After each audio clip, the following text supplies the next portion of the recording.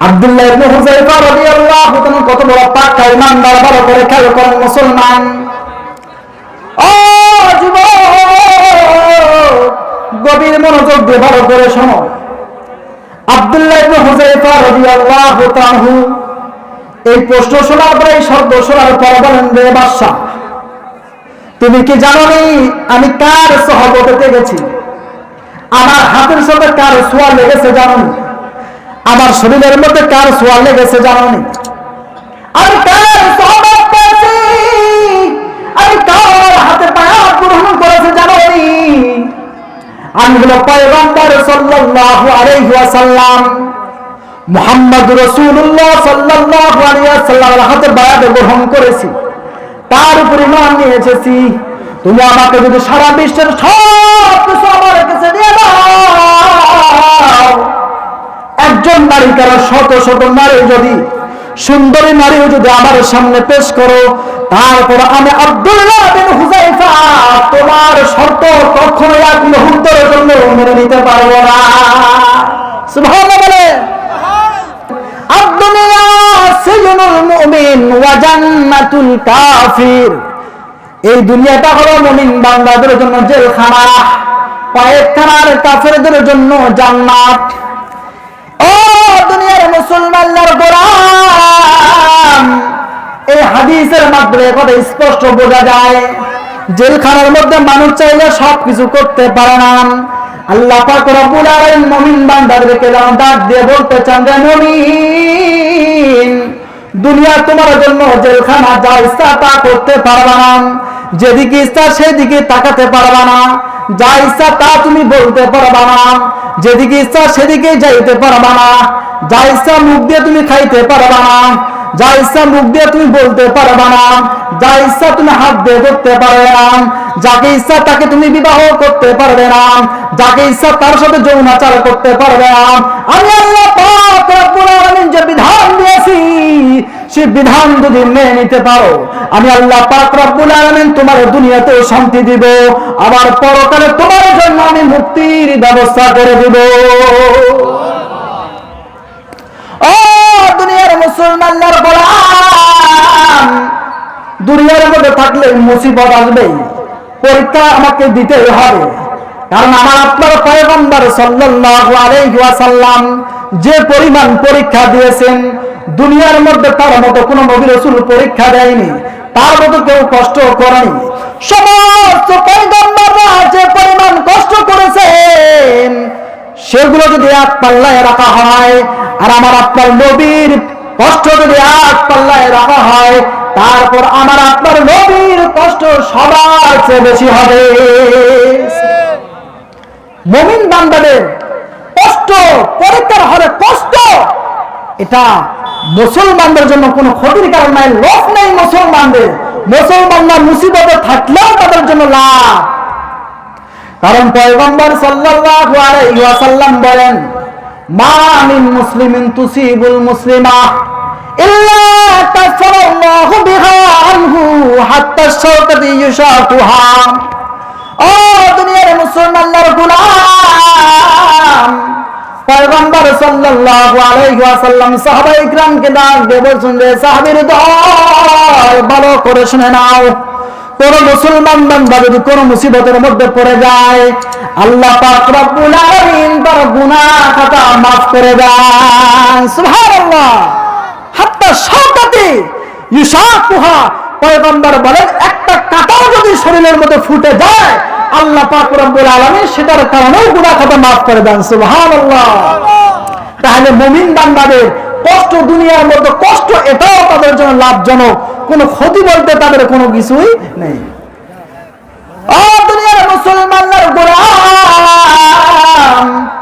আল্লাহ পাক রব্বুল আলামিন দুনিয়ার মধ্যে মুমিন বান্দাদেরকে সব সময় পরীক্ষা করে থাকেন। যে যত পরীক্ষার মধ্যে পড়বে, বুঝতে হবে আল্লাহ পাক রব্বুল আলামিন তাকে ততই বেশি ভালোবাসে। ও যুবক, সাহাবায়ে কেরাম বড় পরীক্ষার সম্মুখীন হয়েছিলেন। সাহাবায়ে কেরামকে আল্লাহ পাক রব্বুল আলামিন বড় বড় পরীক্ষা নিয়েছেন। ও দুনিয়ার মুসলমানদের গোলাম, ওই পরীক্ষার আমাকে যদি আমরা পাস করতে পারি, আল্লাহ পাক রব্বুল আলামিন দুনিয়াতেও শান্তি দিবেন, পরকালেও মুক্তি দিবেন। ও মুসলমানদের গোলাম, আল্লাহর নবী সাল্লাল্লাহু আলাইহি ওয়াসাল্লামের একজন বিশিষ্ট সাহাবী, নাম হলো আব্দুল্লাহ বিন হুযায়ফা রাদিয়াল্লাহু তাআলা আনহু। নাম কি বলেন? আব্দুল্লাহ বিন হুযায়ফা।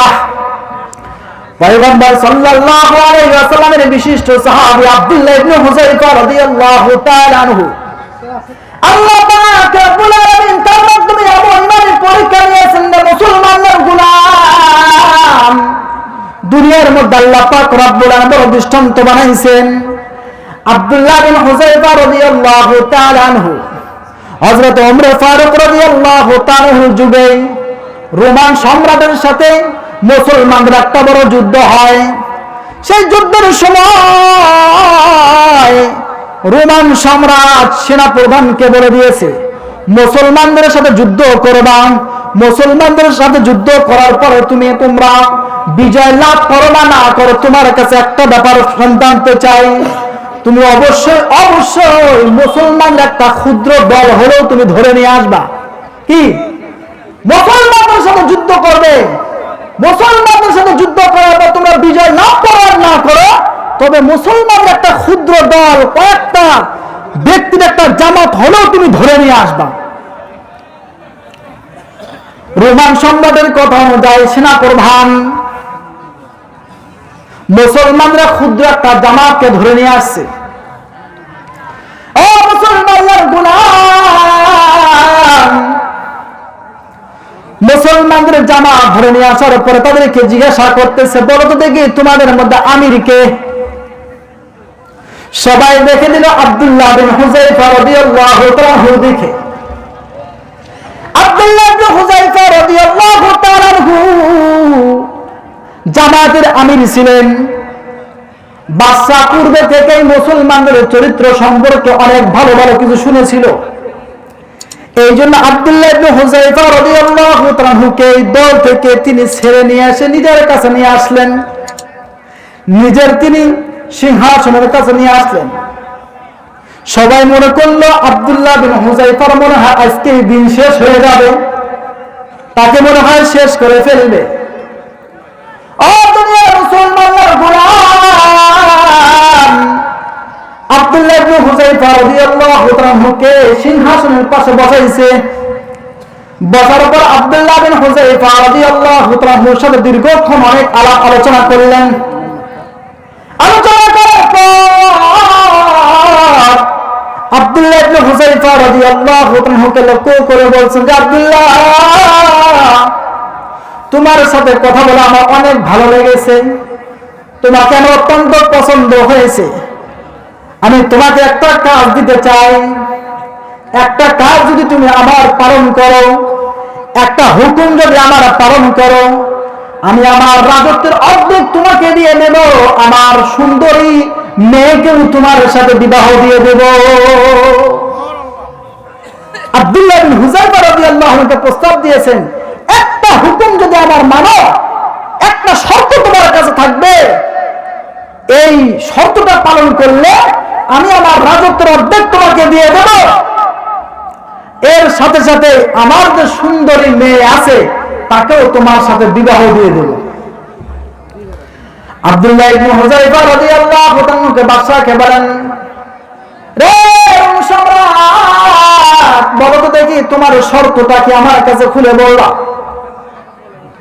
রোমান সম্রাট বলেন, আব্দুল্লাহ ইবনে হুযায়ফা, তেমন কোনো বড় শর্ত নয়, সামান্য একটু কাজ, এই কাজটা করলে পুরো রাজত্বের অর্ধেক তোমাকে জীবদ্দশায় দিয়ে যাব, আমার মৃত্যুর পরে বাকি রাজত্ব তুমি পেয়ে যাবা, আমার সুন্দরী মেয়েকেও তোমাকে দিয়ে দেব।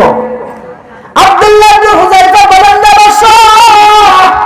কি শর্ত আমার কাছে বলবা? বাদশা বলে, আব্দুল্লাহ ইবনে হুযায়ফা, একটা শর্ত, সেই শর্তটা হলো তুমি খ্রিস্টান হয়ে যাবা। কি হবা? খ্রিস্টান হয়ে যাবা। তুমি যদি খ্রিস্টান হয়ে যাও তাহলে আমি আমার এই রাজত্বের অর্ধেকটা তোমাকে দিয়ে দেব, আমার সুন্দরী মেয়ের সাথে তোমার বিবাহ দিয়ে দেব। আব্দুল্লাহ ইবনে হুযায়ফা রাদিয়াল্লাহু তাআলা কত বড় পাক্কা ঈমানদার, ভালো করে খেয়াল করেন মুসলমান। ও যুবক, গভীর মনোযোগ দিয়ে ভালো করে শোনো। আব্দুল্লাহ ইবনে হুযায়ফা রাদিয়াল্লাহু তাআলা এই প্রশ্ন শোনার পরে, এই শব্দ শোনার পর বলেন, রে বাদশা, তুমি কি জানো আমি কার সহবতে গেছি? আমার হাতের সাথে কার সোয়া লেগেছে জানো? আমার শরীরের মধ্যে কার সোয়া লেগেছে জানো? আমি কার সহবত করেছি, আমি কার হাতে বায়াত গ্রহণ করেছি জানো? আমি হলো পয়গম্বর সাল্লাল্লাহু আলাইহি ওয়াসাল্লাম, মুহাম্মদ রাসূলুল্লাহ সাল্লাল্লাহু আলাইহি ওয়াসাল্লামের হাতে বায়াত গ্রহণ করেছি, তার উপরে ঈমান নিয়ে এসেছি।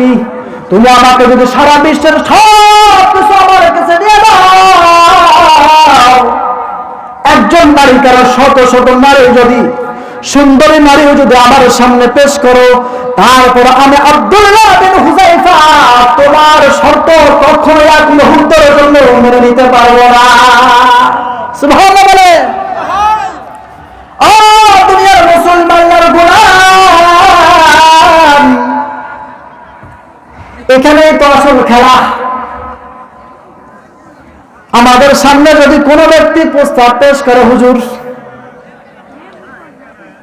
মাসে 50,000 করে টাকা দেব, কিছুই করা লাগবে না, মুসলমানদের সাথে সবকিছু তাল মিলে চলবেন, কোনো সমস্যা নেই, তবে খ্রিস্টান হয়ে যাবেন।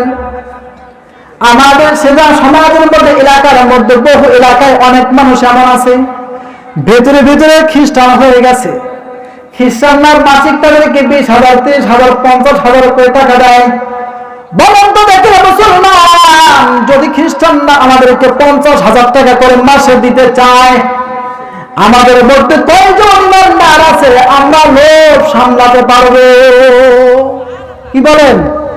আমাদেরকে যদি খ্রিস্টানরা এসে যদি প্রস্তাব দেয় যে তোমাকে মাসে আমি 50,000 করে টাকা দেবো, তুমি খ্রিস্টান হয়ে যাবা, তুমি মুসলমানের সাথে সপ্তাহে মিলে চলবা, কোনো সমস্যা নেই, বাকি তুমি খ্রিস্টান হয়ে যাবা, বলেন তো দেখি আমরা কয়জন এই লোক সামলাতে পারবো? 100-র মধ্যে 99 জন মানুষই ফেল করবে। কি বলেন? মুসলমানের গোলাম, বাংলাদেশের বহু এলাকার মধ্যে এমন আছে, খ্রিস্টানদের এলাকা আছে, খ্রিস্টানদের গ্রাম আছে, এরা সাধারণ কোনো খ্রিস্টান না, এরা হলো মুসলমান, ঘরে জন্ম নিয়েছে, নামদারি মুসলমান।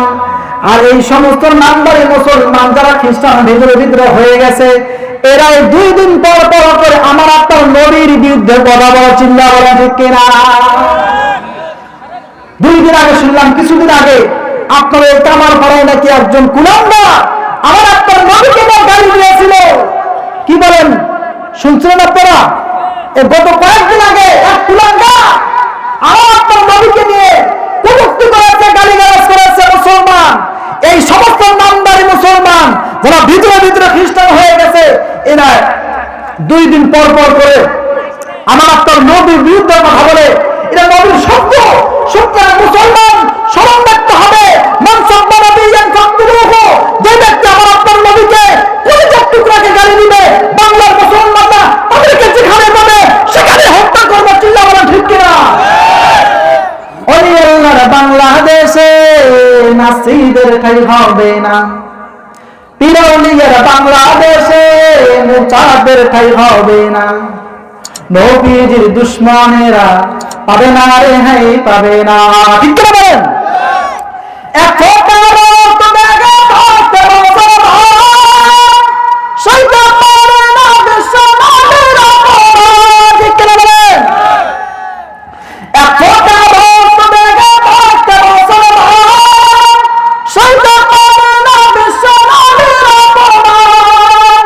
নবীজিকে দিলে আঘাত এই প্রাণে যার সহে না, নবীজিকে দিলে আঘাত এই প্রাণে যার সহে না, নবীজির দুশ্মনেরা পাবে না রে, হ্যাঁ পাবে না, নবীজির দুশ্মনেরা পাবে না রে, হ্যাঁ পাবে না।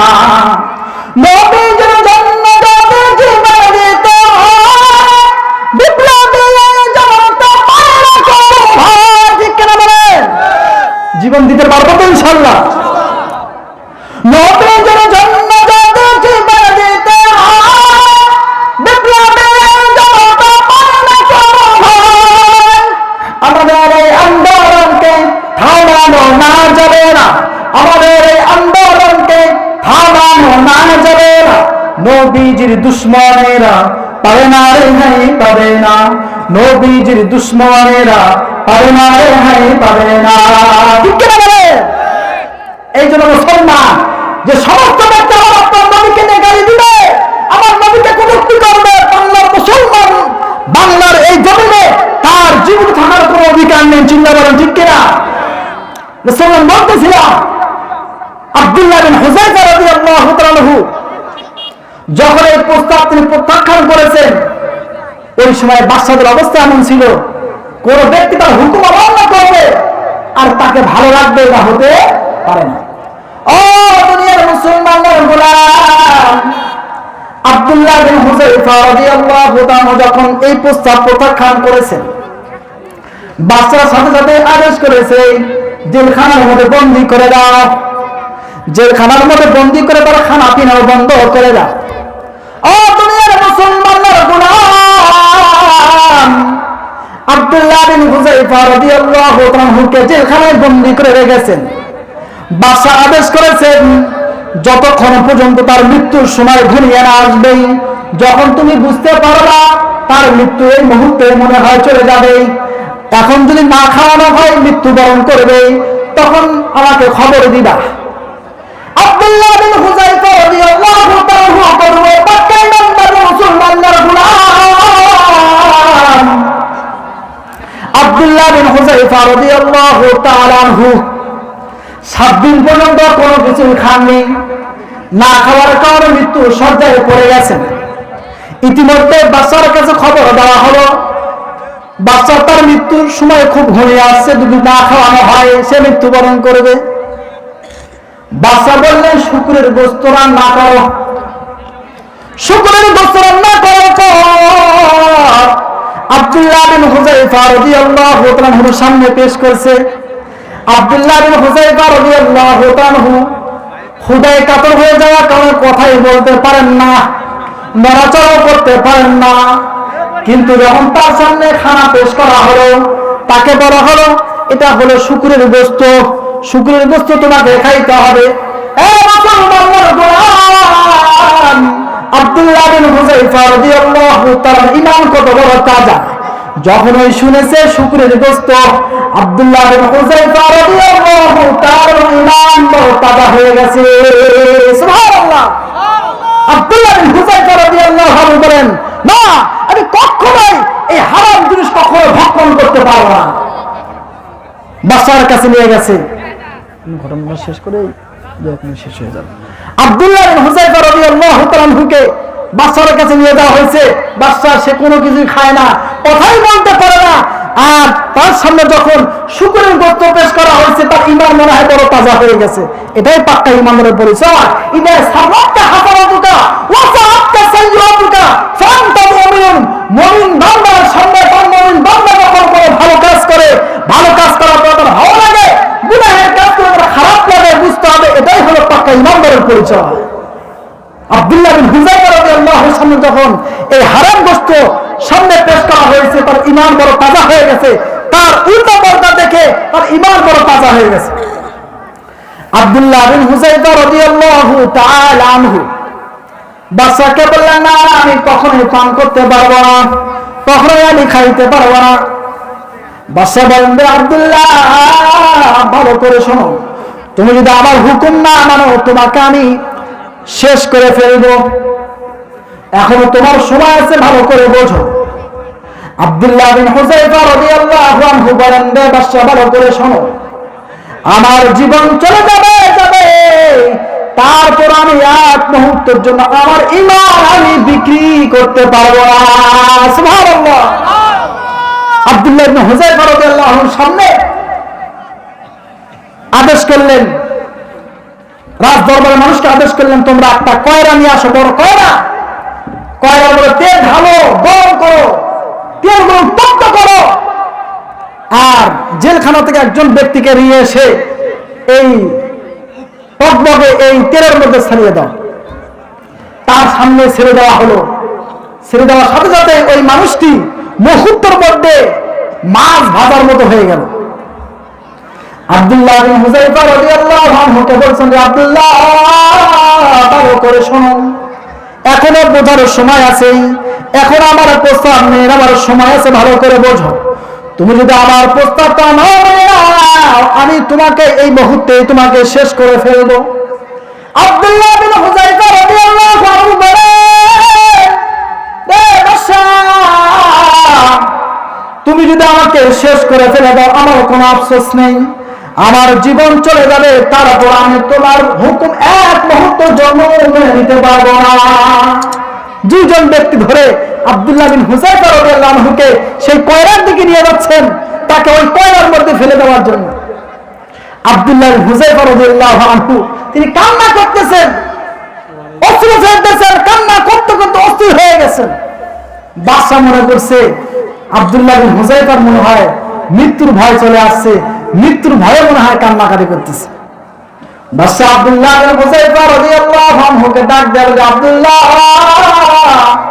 কেন তুমি কান্না করো? তোমার ভিতরে মনে হয় মৃত্যুর ভয়ে চলে আসছে। আব্দুল্লাহ বিন হুযায়ফা রাদিয়াল্লাহু আনহু ডাক দেয়, বাদশা, ভালো করে শোনো, আমি মৃত্যুর ভয়ে কান্না করতেছি না, আমি মৃত্যুর ভয়ে কান্না করছি না। বাদশা বলেন, তাহলে কিসের জন্য কান্নাকাটি করো? আব্দুল্লাহ বিন হুযায়ফা রাদিয়াল্লাহু তাআলা আনহু বলেন, রে বাদশা, আমি চিন্তা করতেছি আমার মতো একজন আব্দুল্লাহ বিন হুযায়ফা জীবন দিবে,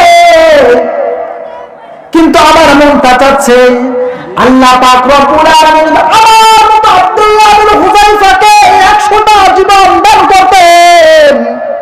আমি আব্দুল্লাহ বিন হুযায়ফা 100 বার আমি আমার জীবন আমি দিয়ে দিতাম। সুবহানাল্লাহ। আমি চিন্তা করতেছি, আমার আফসোস এটা হচ্ছে, আমি কান্না করতেছি এই জন্য যে আমার একটা মাত্র জীবন যাচ্ছে। আহা, যদি আল্লাহ তাআলা আমাকে 100টা জীবন দিত, আমি 100টা জীবনে এই কয়রার ভিতরে ছাড়িয়ে দিতাম। সুবহানাল্লাহ বলে। এই জন্য যুবক, আল্লাহ পাক রব্বুল আলামিন পাক্কা ঈমানদার বানার জন্য আমাদের বলছেন, ঈমানদারের মধ্যে ঈমানদার হতে হবে, পাক্কা ঈমানদার হতে হবে। আব্দুল্লাহ বিন হুযায়ফা রাদিয়াল্লাহু তাআলার মধ্যে ঈমানদার হতে হবে। আমাদের ইসলামের জন্য আমরা সব কিছু দিতে রাজি আছি, ঠিক কিনা বলেন? মুসলমান আব্দুল্লাহ বিন হুযায়ফা রাদিয়াল্লাহু তাআলা দ্বীনের জন্য যেরকম ভাবে নিজের জীবনকে উৎসর্গ করে দিয়েছেন, আব্দুল্লাহ বিন হুযায়ফা রাদিয়াল্লাহু তাআলা তার ঈমানের উপর যেমন অবিচল ছিলেন। মুসলমান আমাদের যদি ইসলামের জন্য, দ্বীনের জন্য আমাদের জীবন দিতে হয়, রক্ত দিতে হয়, সব কিছু বাড়ি ঘর ছাড়তে হয়, আমরা কারা লাগে আছে হাতটা উঁচু করে দেখা। নারায়ে তাকবীর, নারায়ে তাকবীর। আল্লাহ আমাদের সবাইকে কবুল করেন। আব্দুল্লাহ বিন হুযায়ফা রাদিয়াল্লাহু আনহু পরিশেষে যখন তিনি কোনোভাবে প্রস্তাব মানলেন না, তখন বাদশা দেখলেন এই ব্যক্তির ঈমান তো বড় তাজা, একে কোনোভাবে তো মারা যাবে না, কোনোভাবে তার ঈমান পরিবর্তন হবে না। তখন আব্দুল্লাহ বিন হুযায়ফাকে বললেন, এ আব্দুল্লাহ, তবে আমি একটা সামান্য পরিমাণ একটা কাজের কথা বলবো, তুমি যদি আমার এই কাজটা মানো তাহলে তোমাকে আমি ছেড়ে দেব। বললেন কি? বললেন যে তুমি আমার কপালে একটা চুমা দিবা। কি দিবা? কপালে একটা চুমা দিবা, যদি চুমু দাও তাহলে আমি তোমাকে ছেড়ে দেব। আব্দুল্লাহ বিন হুযায়ফা রাদিয়াল্লাহু আনহু বললেন, ঠিক আছে, আমি চুমা দেব, তবে একটা শর্ত আছে। কি শর্ত? আমার সাথী সঙ্গী যারা জেলখানায় বন্দী হয়ে আছে, জেলখানার বন্দী সকলকেই মুক্তি করে দিতে হবে। সুবহানাল্লাহ বলেন। ঈমানদার ব্যক্তি তারা কখনোই তারা উম্মতের মায়া কখনো ছাড়তে পারে না।